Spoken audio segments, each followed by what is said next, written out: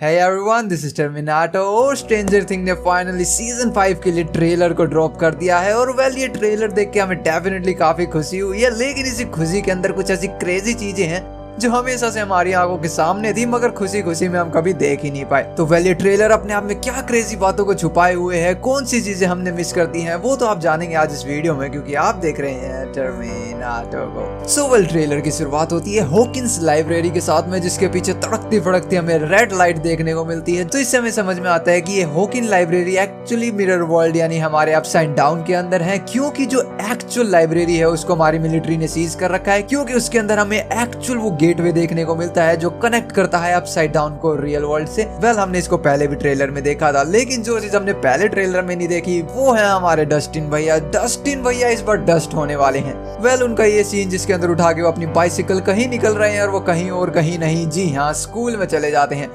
कमाल की बात यह है कि ऐसे हालात होते हुए भी अभी भी बच्चों को, स्टूडेंट्स को स्कूल जाना पड़ रहा है। इस पॉइंट पे I love my Indian parents. अगर गली में कुछ बवाल हो जाए तो मैं भैया स्कूल नहीं जा रहा हूँ, और वैकना जैसी शख्सियत आ जाए तो भैया मैं जिंदगी भर स्कूल नहीं जा रहा हूँ। लेकिन फिर भी मेरा मैथ का टीचर आके मेरे को घर पे पढ़ा के जाएगा, पता नहीं कैसे। अगर एक्चुअली वैकना को कोई हरा सकता है तो वो है हम सबके मैथ के टीचर, क्योंकि वो शख्सियत एक ही है। मानो या न मानो, आपका और मेरा मैथ का टीचर एक ही इंसान है। उनकी फैमिली या तो बहुत बड़ी है या वो शख्सियत फेस शिफ्टर है। लेकिन आज मैथ के टीचर की बात नहीं आएगी, बात कर लेते हैं डस्टिन भैया की, जो अपने स्कूल में पहुंच चुके हैं। लेकिन इस पॉइंट पे उनका चेहरा और उनकी सराउंडिंग काफी कुछ बयां कर देती है। सबसे पहले तो इनके चेहरे के ऊपर एक अलग सा ही गुस्सा या मैं कहूँ एक अलग सा ही एटीट्यूड देखने को मिल रहा है, जिसका डेफिनेटली रीजन हो सकते हैं एडी, क्योंकि एडी की डेथ ने डेफिनेटली डस्टिन को काफी अंदर से हिला के रखा है। दैट्स व्हाई इनके चेहरे पे इस वक्त अलग से फेशियल रिएक्शन है।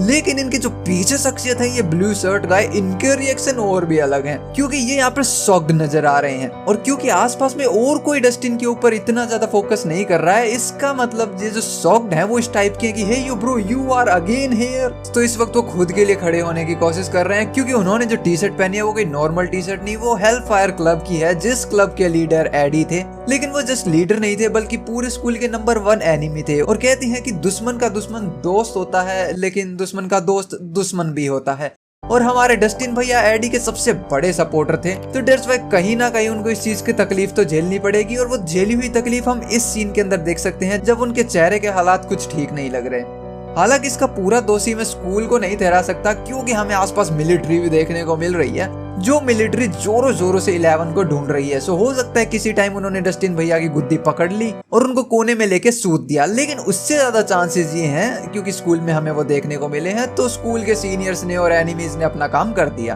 वही माइक और 11 हमें WSQ की छत पे देखने को मिलते हैं, और ये पूरी जगह वो है जहाँ ग्रुप सीक्रेटली तरीके से मिलता है, क्योंकि मार्शल लॉ यहाँ पर अप्लाई हो रखा है और मिलिट्री ने अपना कब्जा उठा रखा है। तो अगर मिलिट्री वालों के हमारे ग्रुप हत्थे चढ़ गया तो 11 का पता निकलवाए बिना इनको तो नहीं छोड़ा जाने वाला। दैट्स व्हाई सारी मीटिंग काफी हिडन तरीके से होती हैं, और ये हिडन सिर्फ मीटिंग तक ही नहीं, जबकि इस दरवाजे तक भी है।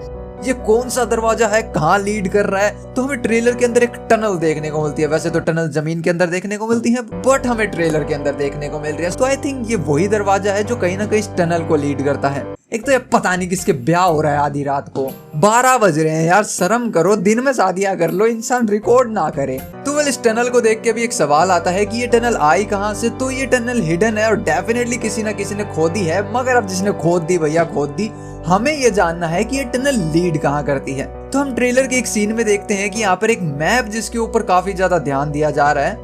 इस मैप को नाम दिया गया है द डे ऑफ डिस्ट्रक्शन, क्योंकि ये मैप एक्चुअली उस दिन के बाद बनाया है जब हॉकिंस के अंदर ये दरारें आ चुकी थी। तो इसको काइंड ऑफ एक रफ मैप की तरह यूज किया जा रहा है। लेकिन इस मैप के अंदर एक छोटी सी चीज जिसके ऊपर सभी का ध्यान है, वो है ये चर्च। और आई थिंक ये पूरा मैप उस टनल के लिए ही है, कि ये टनल उस चर्च के साथ में जाके कनेक्ट होती है। लेकिन इस टनल के अंदर हमें 3 शख्सियत देखने को मिलती हैं। एक तो हमारे लूकस भैया, लेकिन अकेले नहीं है, उनके पीछे पड़े हुए हैं डेमोगोर्गन, और डेमोगोर्गन के पीछे पड़ी हुई है रेड लाइट। सो ये बात भी गलत नहीं होगी कि अगर हम ये माने कि ये टनल एक्चुअली लीड करती है अपसाइड डाउन के गेटवे तक, बट मैं इस चीज को भी डिनाई नहीं करूंगा कि ये लीड करती है चर्च की तरफ।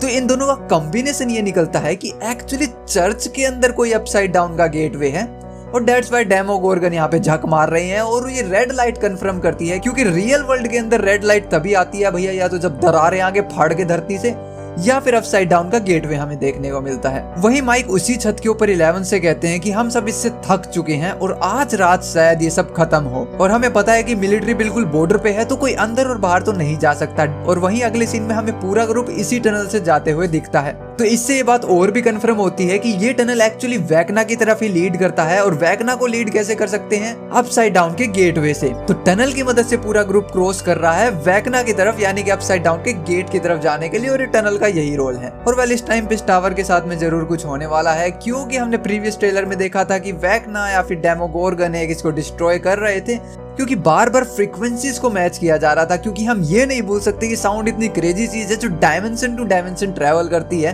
तो ये कहीं ना कहीं वैकना के लिए प्रॉब्लम हो सकती है, क्योंकि यहाँ से साउंड को अपसाइड डाउन में भेजा जा सकता है। वहीं 11 हमें नजर आती हैं उनकी फुल पावर पोटेंशियल के साथ, और एक बहुत कमाल की जंप लेती हैं। लेकिन नजरिए की बात यह है कि वो जंप कहाँ से लेती हैं? वो लेती हैं मिलिट्री फेंस के ऊपर से, लेकिन रियल हॉकिंग्स में नहीं, जबकि अपसाइड डाउन के अंदर। वहीं नैन्सी हमें ट्रेलर में काफी बेचैन दिखती है, और बेचैनी में ही कहती है कि वो तब तक नहीं रुकेगा जब तक वो हमें खत्म नहीं कर देता। और देन उसके बाद में एक वो सीन जो हमने पहले भी देखा था, वो खून से सने हुए हाथों को धो रही है, ना सिर्फ धो रही हैं जबकि उनकी आंखों में दर्द भी है, दिल में परेशानी भी है। और ये सारी चीजें हम सबको ही एक ही चीज की तरफ लीड देती हैं कि जो जोनाथन है वो इस वक्त तक जा चुके हैं, क्योंकि उसी के बाद में हम डस्टिन और स्टीव को भी काफी इमोशनल होकर एक दूसरे के गले लगते हुए देख रहे हैं। सो आई थिंक समझ जाओ लास्ट सीजन है, किसी ना किसी का सेक्रीफाइस देंगे, क्योंकि इस साल नेटफ्लिक्स ने कसम खा रखी है यार, कुछ ना कुछ करके किसी ना किसी का दिल तोड़ देना है, कुछ ना सी क्रेजी बंदी करनी है। सो आई थिंक जोनाथन भैया को इस बार सेक्रीफाइस करना पड़ेगा खुद को। लेकिन वही हम एक सीन के अंदर नैन्सी और जोनाथन एक दूसरे के मत्था दे के मार रहे हैं। आई मीन वो मत्था दे के नहीं मार रहे हैं, वो काइंड ऑफ एक तरीके से मिल रहे हैं, और उनकी आंखों में आंसू हैं, मगर इस बार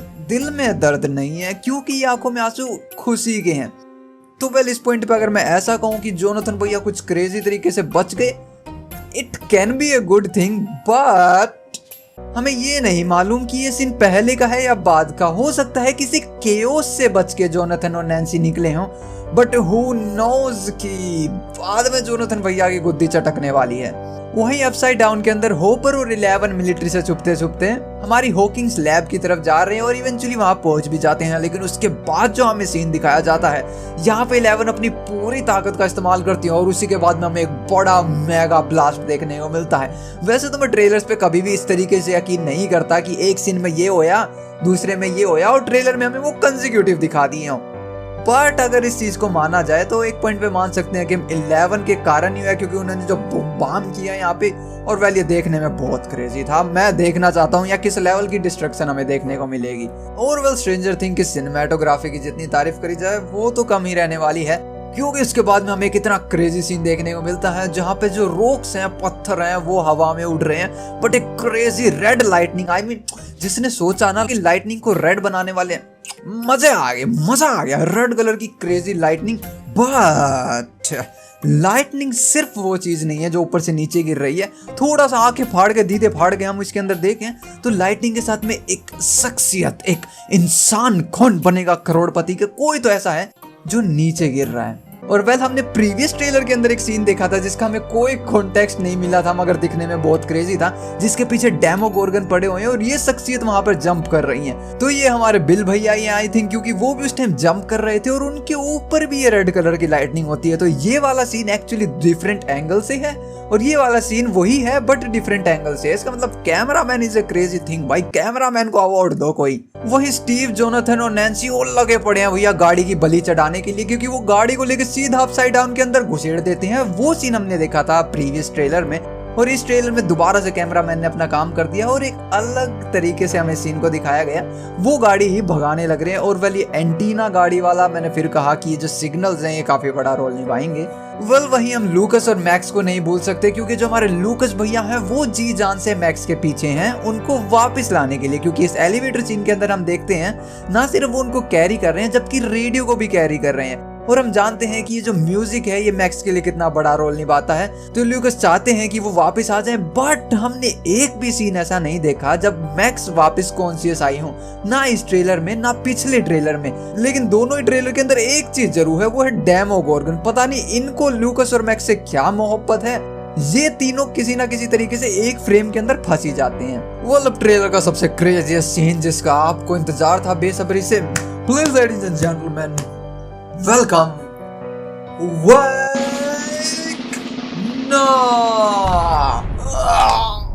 एक बज रहा है रात के। तो वैकना की जो एंट्री है, वैकना का क्या ही बना दिया गया है। लास्ट सीजन में उनको जलाया था, लेकिन मैं कहता हूँ वैकना को नहीं जलाया, उनके अंदर के ईगो को जला दिया। और इस बार जिस तरीके से वैकना भैया आते हैं, ये क्या आर्मर है, ये प्लॉट आर्मर मेरे को भी चाहिए प्लीज। और ना सिर्फ ये प्लॉट आर्मर, जबकि इनके हैंड्स देखे आपने, ये क्या है, ये किस टाइप की शार्पनेस है। माय गॉड, मेरे शब्द बौखला रहे हैं। अगर वैकना भैया इस सीजन के अंदर फ्लैश की रफ्तार से भाग रहे हैं तो मैं नहीं चौंकने वाला।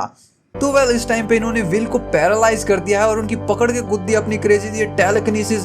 टेलेकिनेसिस मेरी बचपन से फेवरेट थी यार। हाँ मैं वैकना के खिलाफ कैसे जाऊं इस सीजन में।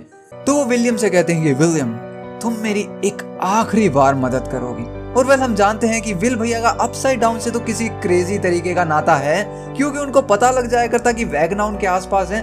लेकिन हमें अभी तक उनका जो एक्चुअल पावर है ना, वो नहीं दिखाया गया। लेकिन वो एक शख्सियत को जरूर अच्छे से मालूम है, और वो है वैकना। जस्ट इमेजिन, वैकना उनको अपने पास बुलाकर ये क्यों कहती हैं कि विलियम तुम एक आखिरी बार मेरी मदद करोगे। कहाँ विलियम और कहाँ वैकना। वैकना को विलियम की क्या जरूरत आन पड़ी। तो ऐसा कुछ है विलियम के पास में जो अब तक पूरी ऑडियंस, जनता जनार्दन से छुपा के रखा है, जो हमें सीजन 5 में देखने को मिलेगा। और चांसेस है कि इस सीन के बाद में ही देखने को मिलेगा। सो ये एंडिंग सीन तो नहीं होने वाला है। I am damn excited for the season 5। लेकिन आपको एक चीज के लिए एक्साइटेड होना चाहिए, वो है सब्सक्राइब बटन दबा दो, क्योंकि आप यहाँ तक इस वीडियो को देख रहे हो तो एंटरटेन हुए हो। और अगर आप एंटरटेन हुए हो तो एक सब्सक्राइबर, कम ऑन, मैं भी डिजर्व करता हूँ। Thank you. लाइक भी कर देना और हाइप कर देना यार। मेरा भी एक दिन ख्वाब है कि हम हाइप सेक्शन में आए। तो मिलते हैं नेक्स्ट वीडियो में, क्योंकि आप देख रहे थे टर्मिनेटर को। Peace out.